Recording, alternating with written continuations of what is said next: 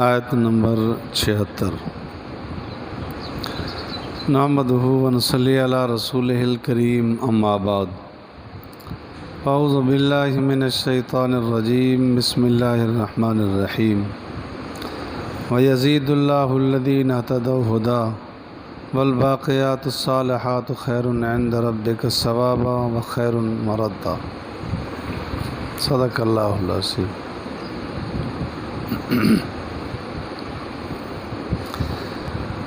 اللہ رب العالمین ارشاد فرما رہے ہیں، وَيَزِيدُ اللَّهُ الَّذِينَ اهْتَدَوْا، اللہ تعالیٰ بڑھاتے ہیں ان لوگوں کو جو ہدایت پاتے ہیں، جو ہدایت پر آ جاتے ہیں، اللہ تعالیٰ ان کو اور ترقی دیتے ہیں۔ عادت اللہ ہے، لَإِن شَكَرْتُمْ لَأَزِيدَنَّكُمْ، کہ اگر شکر کرو گے اور بڑھ جائے گی نعمت۔ تو ایمان جیسی نعمت، اعمال جیسی نعمت، جو بھی اللہ نعمت عطا کرے اس پر شکر ادا کریں گے، بڑھ جائے گی۔ تو اللہ فرماتے ہیں جو ہدایت پر آتے ہیں تو ان کو اور ترقی دیتے چلے جاتے ہیں۔ والباقیات الصالحات، اور باقیات الصالحات بہتر ہیں تیرے رب کے نزدیک ثواب کے اعتبار سے، اور بہتر ہیں مردہ لوٹنے کی جگہ کے اعتبار سے۔ باقیات الصالحات، جو باقی رہنے والی چیزیں ہیں۔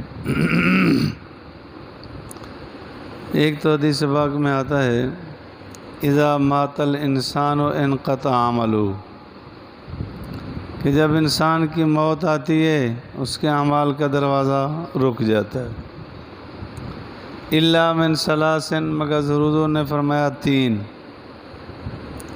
ایک صدقۃ جاریۃ، کوئی صدقہ جاریہ کر گیا، یہ باقیات الصالحات ہے۔ کوئی کار خیر کر گیا، رفاع عامہ کا کام کر گیا، کوئی مسجد بنا گیا، کوئی مدرسہ بنا گیا، کوئی غریبوں کے ساتھ تعاون کر گیا۔ ایک ولد صالح، نیک اولاد چھوڑ گیا، یہ بھی باقیات الصالحات ہے کہ وہ پیچھے پڑھ کے ایصال ثواب کرتے رہیں گے، ان کو فائدہ پہنچے گا۔ اور علم ينتفع بہ، یا ایسا علم چھوڑ گیا جس سے لوگ فائدہ اٹھا رہے، کتابیں چھوڑ گیا، کوئی علم چھوڑ گیا، کوئی شاگرد چھوڑ گیا، یہ باقیات الصالحات۔ حضور علیہ الصلوۃ والسلام نے فرمایا جو نیکی کریں گے وہ باقی رہے گی۔ نیکی جو بھی کر گئے یہاں دنیا میں بھی کام آتی رہے گی، اس کا فائدہ ہوگا، اللہ رزق بڑھا دے گا، عزت بڑھا دے گا، اور قیامت کے دن بھی وہ نیکی کام آئے گی۔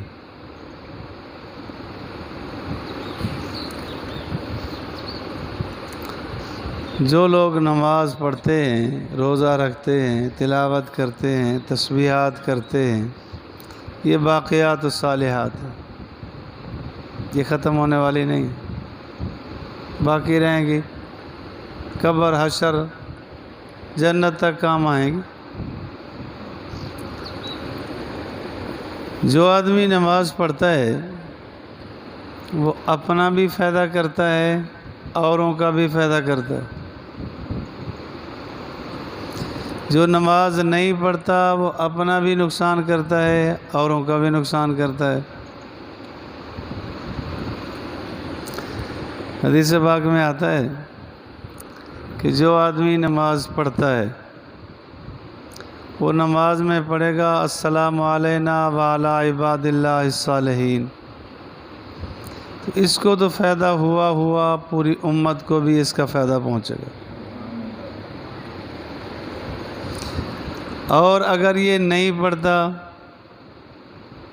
تو اوروں کا حق بھی مارتا ہے۔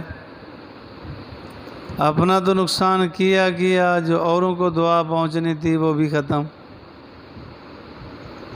تو دنیا اور آخرت دونوں کا نقصان کر رہا ہے۔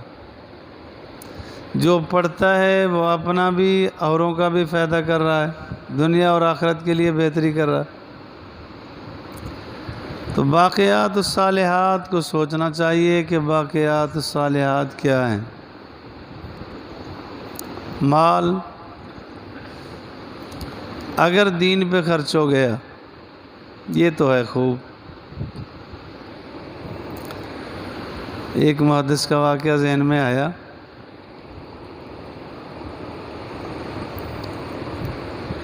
سفر پہ جانے لگے، گھر والی سے کہہ گئے کہ یہ پیسے ہیں، ان کو ذرا سنبھال کے رکھنا، موقع بہ موقع کام آئیں گے۔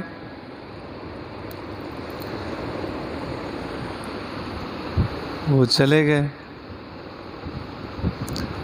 بچہ تھوڑا بڑا ہو گیا، ماں نے اسے پڑھایا، خرچ کرتی رہی،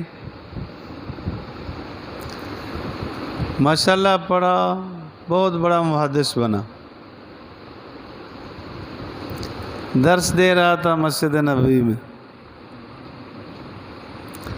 والد واپس آیا، گھر والوں سے پوچھا کہ میں پیسے دے گیا تھا۔ انہوں نے کہا جی پہلے مسجد جاؤ، نماز پڑھاؤ، اللہ اللہ کرو، نماز کا وقت ہونے کو ہے، پھر میں بتاؤں۔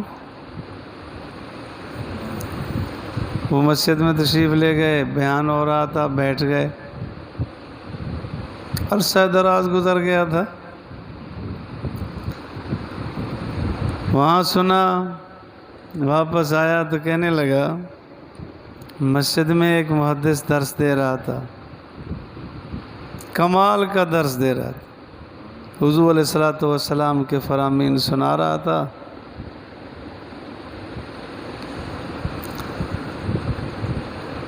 بچہ ایسا ہونا چاہیے۔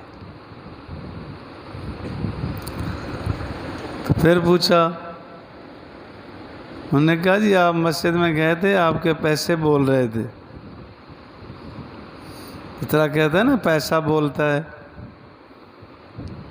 تو میں نے اس بچے پہ خرچ کیا اور وہ بچہ بول رہا ہے، تو آپ کا پیسہ ہی بول رہا ہے۔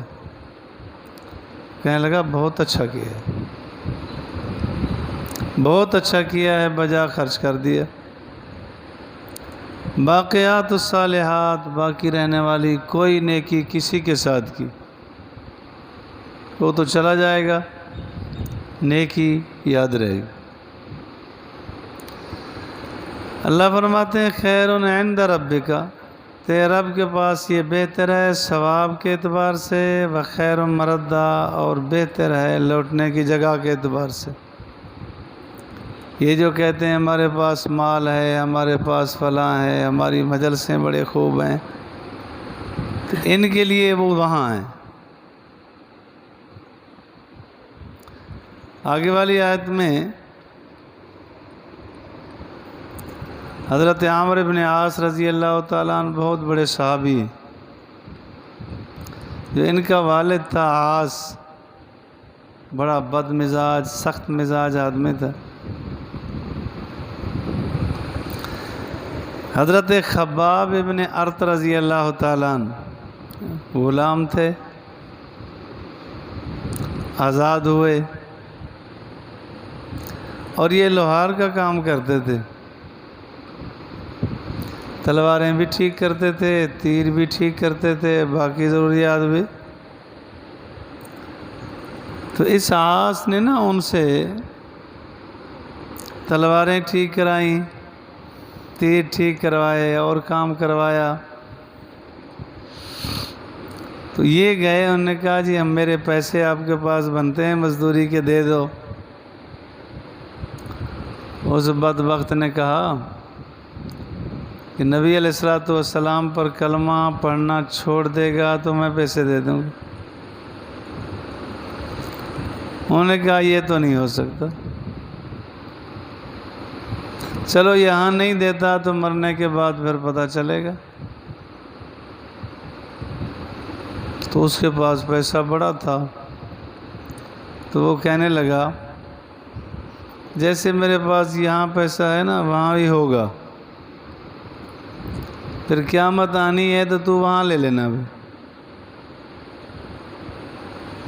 تو یہ آیات پاک اتری۔ دنیا کی کرنسی اور ہے، آخرت کی کرنسی اور ہے۔ یہاں درہم، دنانیر، فلوس، پیسہ، وہاں کی کرنسی ہوگی اعمال۔ یہاں جس کو لینے دینے ہیں تو پیسے دیں گے، یہاں اگر کسی کے حقوق مار گئے تو وہاں اعمال دینے پڑیں گے۔ حدیث پاک میں آتا ہے اگر کسی نے کسی کی ایک بالشت زمین دبا لی تو کل قیامت کے دن 7 زمینیں اس پہ رکھی جائیں گی۔ مقصد تو یہی ہے نا کہ رسوا ہو جائے گا، گندا ہو جائے گا۔ آپ علیہ الصلوۃ والسلام نے ایک موقع پہ فرمایا صحابہ سے کہ بتاؤ مسکین کون ہے، غریب کون ہے؟ انہوں نے عرض کیا کہ جس کے پاس پیسے نہ ہوں، اسباب دنیا نہ ہوں، وہ غریب ہے۔ حضور علیہ الصلوۃ والسلام نے فرمایا غریب وہ ہے جس کے پاس نیکییں احد پہاڑ سے زیادہ ہوں، لیکن اوروں کے حقوق مال رکھے ہیں، کئیوں کے حقوق مارے ہوئے ہیں۔ قیامت کے دن وہ اپنے حق لینے والے آ جائیں گے کہ ہمارا حق دو، اس کی نیکیاں اٹھا اٹھا کے ان کو دی جائیں گی، یہاں تک کہ نیکیاں ختم ہو جائیں گی، ابھی حق لینے والے باقی ہوں گے، پھر ان کے گناہ اٹھا اٹھا کے اس پہ ڈالے جائیں گے، یہاں تک کہ احد پہاڑ سے زیادہ اس پر گناہ جمع ہو جائیں گے۔ فرمایا مسکین تو یہ، غریب تو یہ۔ تو وہاں کرنسی چلے گی اعمال کی۔ حدیث پاک میں آتا ہے اگر کسی آدمی نے کسی آدمی کے 4 پیسے دبا لیے، 4 پیسے، روپے کے 100 پیسے ہوتے ہیں، روپیہ تو اب رہا ہی نہیں، 5، 10 والا بھی سکہ آ گیا۔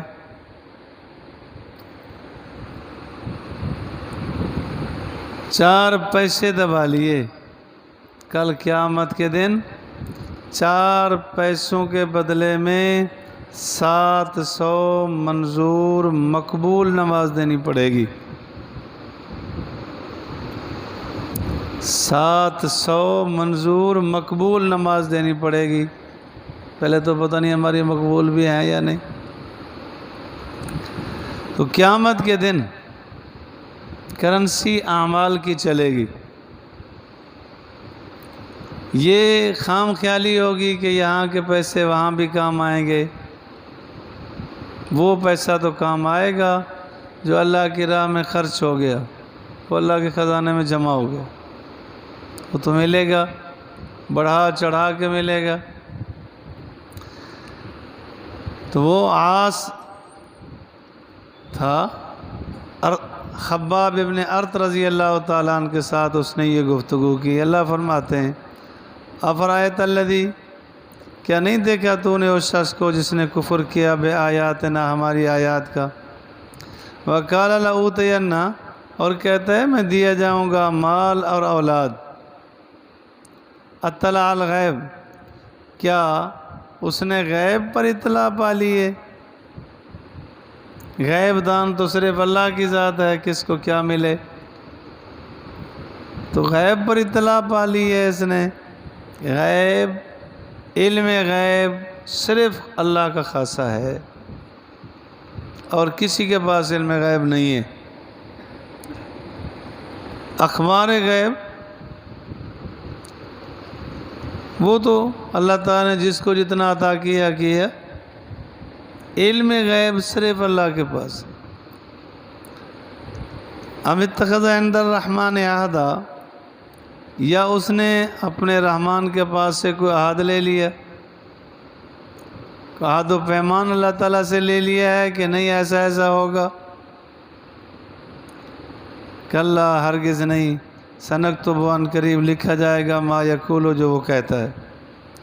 ونمد لہ، ہم بڑھا دیں گے اس کے لیے، من العذاب، عذاب سے بڑھانا، بڑھا چڑھا کے عذاب دیں گے۔ ونرثہ، اور ہم وارث ہوں گے ما یقول، جو وہ کہتا ہے۔ ویاتینا فردا، اور ہمارے پاس اکیلا آئے گا، ہاتھ خالی آئے گا۔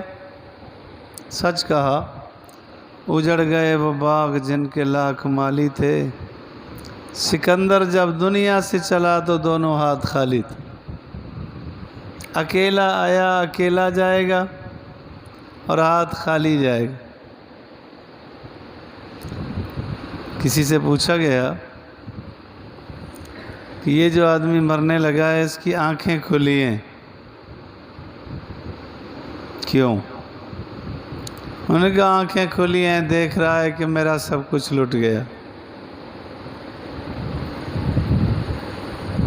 ہاتھ بھی کھلے ہیں کہ بتا رہا ہے کہ میں ہاتھ خالی جا رہا ہوں، لاکھوں جمع کیے تھے وہ یہیں کے یہیں دھرے رہے گا۔ اللہ مجھے اور آپ کو دین کی سمجھ نصیب فرما دے۔ سبحانک اللہ۔